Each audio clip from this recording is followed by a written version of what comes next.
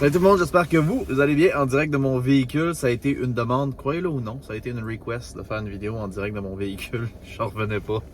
La personne va sûrement se reconnaître.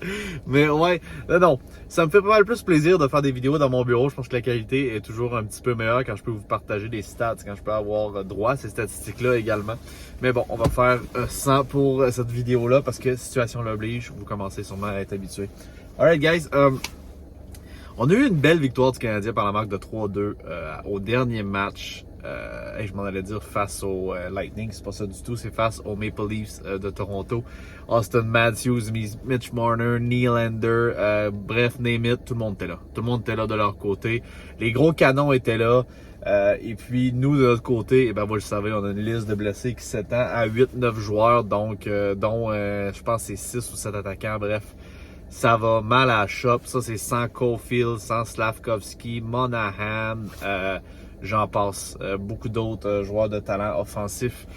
Bref, notre équipe décimée par les blessures réussit quand même à l'arracher, à aller chercher une victoire en prolongation signée Rem Pitlick en prolongation. Qui l'aurait cru? Déjà, tout ce que je suis en train de te dire là, c'est comme... Tout était improbable.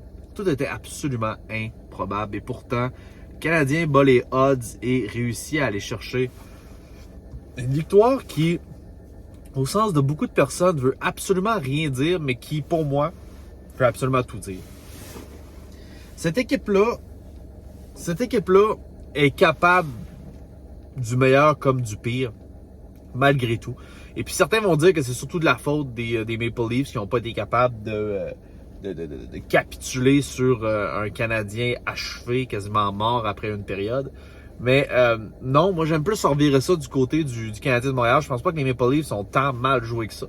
Je pense que le Canadien a juste switch gear, ont juste changé de vitesse. Et puis il y a tellement de joueurs à l'intérieur de cette équipe-là du Canadien de Montréal qui viennent de Laval, des gens qui sont pas garantis de jouer encore au hockey de façon professionnelle l'année prochaine ou qui sont juste sur le bord d'être sa coche pour pouvoir faire leur nom. Il y avait tellement de joueurs de cette qualité-là au sein de ce groupe-là qui ont joué dans ce match-là qu'il n'y avait pas le choix. Il n'y avait pas le choix. L'intensité, c'était ça. Puis le plus beau geste, le plus bel exemple d'intensité que je peux vous dire, c'est le but de Raphaël Harvey-Pinard. Regardez encore cette séquence-là si vous avez la chance. Belzile tente une passe semi-interceptée qui finit par trouver son chemin au travers un petit peu tout le monde. Un Pezzetta qui saute au bout du bâton est capable de chipper cette rondelle-là pour être capable de la passer devant le filet. Et puis Raphaël Harvey-Pinard qui réussit dans un élan improbable lui aussi à marquer une rondelle qui va flipper tout bord, tout côté. Prenez cet exemple-là dans votre tête, puis c'est exactement ça le Canadien de Montréal en ce moment. C'est pas une équipe talentueuse, 0%.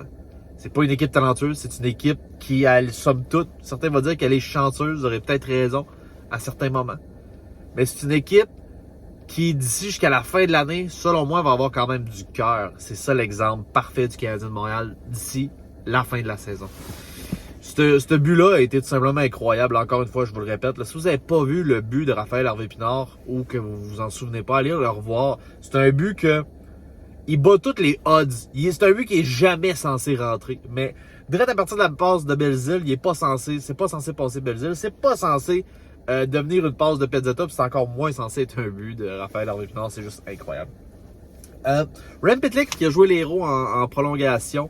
Qui a été capable d'enfiler l'aiguille avec un superbe lancer, surtout pas de la part de la part de Mike Hoffman. Mike Hoffman a fait sa passe en zone centrale, Rem Pitlick est rentré en zone adverse et puis même pas débordé, simplement un tir tout simplement parfait qui a déjoué le gardien de but substitut Samsonov des Maple Leafs de Toronto. Les Maple Leafs qui, malgré tout, dominaient en première période. Je pense que c'était genre 18-6 ou 18-4 les tirs. Bref, on se faisait bombarder. Si ça avait été juste d'une période de hockey, ça aurait été terminé. Je pense qu'on se faisait largement dominer en première période. Je pense que là, à partir de ce moment-là, ils se sont peut-être dit, bon, walk in the park, c'est job done, on va s'en coller. Ben non, deuxième période, Maple Leafs ont joué comme des hosties de pieds. Ça allait pas bien. Puis le Canadien était capable de revenir. Troisième période, ça a été une période qui a été chaudement disputée, quand même à l'avantage des Maple Leafs. Je vous dirais que Montembeault a fait la différence dans ce match-là. Ça, c'est sûr et certain. Je pense qu'il y a eu la première étoile également. Il a fait la différence dans ce match-là. On aurait dit que plus tu tires sur Montembeault, plus il devient efficace. Je trouve ça de même, mais je pense qu'il y a une statistique avancée qui est sortie durant le match qui disait que dépassé de 35 tirs au but, Monty devenait le meilleur gardien de but de la Ligue en termes de pourcentage d'efficacité. Puis j'aurais tendance à le croire. Puis Montembeault nous a habitués depuis le début de l'année à des performances en dents de scie en début de match. Je sais pas si vous avez remarqué, mais les débuts de match sont toujours difficiles pour Montembeault. Accorde souvent un mauvais but. Après ça, le deuxième arrive souvent rapidement. Bref, ces débuts de match à Montembeault sont jamais super, mais plus que tu bombardes ce goaler-là, plus qu'il commence à être dans le match, plus qu'il commence à être solide. Un joueur que j'ai particulièrement aimé durant ce match-là également encore, moi, c'est Kirby Dach. J'en reviens tout simplement pas encore de l'intensité qu'il est capable de donner. Puis les autres joueurs adverses l'aiment pas, Kirby Dach. Peu importe dans quelle équipe, là, tu le vois, Kirby se fait souvent ramasser ou il se fait souvent donner des coups de cochon. Je sais pas si c'est parce qu'il y a une grand gueule sur la glace, mais peu importe. Moi, j'aime ça. J'aime voir l'intensité de Kirby Dach, capable de créer des revirements en zone offensive de n'importe quelle équipe. Les autres équipes paraissent mal quand Kirby est sur ton dos, ça paraît. J'ai particulièrement adoré le match de la 4e ligne, comme je vous ai parlé, avec Raphaël Harvey-Pinard, Pezzetta et Belzile, qui ont joué vraiment de façon intensive durant tout le match. Belzile, je vous dirais qu'il a connu un match correct, ok, sans plus. Pezzetta, je pense qu'il a joué un excellent match, probablement un de ses meilleurs matchs depuis le début de la saison. Vraiment à haute intensité, a distribué beaucoup de mises en échec, a eu une grosse passe. Et puis, s'est ramassé souvent dans des situations où il était en surnombre avec d'autres joueurs. Raphaël Harvey-Pinard, j'ai adoré. Raphaël Harvey-Pinard, il est rapide. Plus que je regarde ce joueur-là jouer, plus que je trouve qu'il joue avec intensité, rapidité, j'adore ça. Rem Pitlick a joué un excellent match, pas juste à cause de son but en prolongation, mais a joué un excellent match dans son ensemble également. Sinon, je vous dirais que pour ce qui est du reste, Nick Suzuki a connu une rencontre correcte. Je pense qu'il était capable de faire une passe, mais rien d'exceptionnel. Ça n'a certainement pas été le meilleur joueur chez le Canadien de Montréal durant ce match-là. Et Josh Anderson a eu une très très bonne rencontre. Je pense que lui aussi a fait un but. Josh Anderson, très très solide.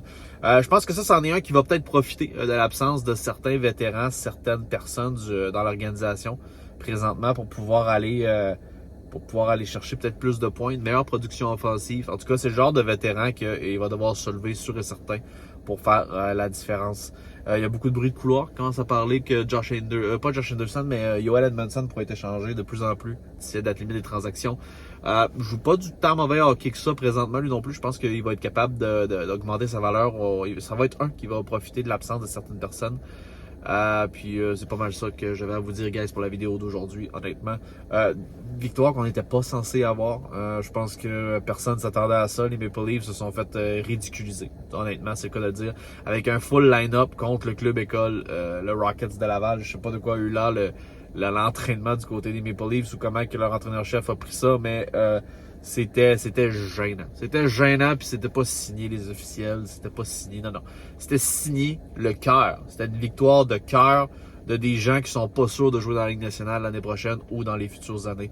Donc, Canadiens qui ont juste sorti le caractère et puis peut-être qu'on va assister à beaucoup de matchs dans ce genre-là. Mais à un moment donné, ça va nous rattraper. Donc, c'est pour ça que je m'en fais pas trop. Les gens vont dire « Ah, on devait perdre Connor Bedard. » Ouais, mais je m'en fais pas trop. Ça va nous rattraper quand même. Puis ça va rester difficile pour nous autres d'ici la fin de la saison quand même.